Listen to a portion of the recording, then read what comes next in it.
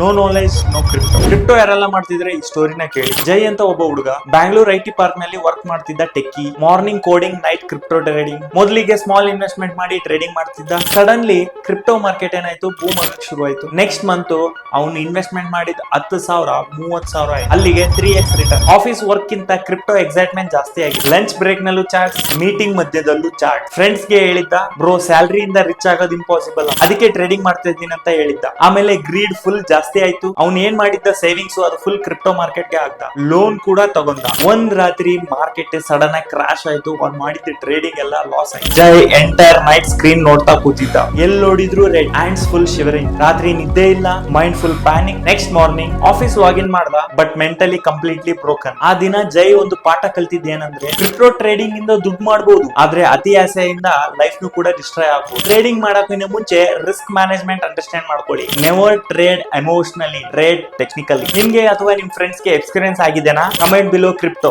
ಇದೇ ತರ ಕ್ರಿಪ್ಟೋ ಮಾಹಿತಿಗಾಗಿ ಫಾಲೋ ಮಾಡೋದ್ ಮರಿಬೇಡಿ.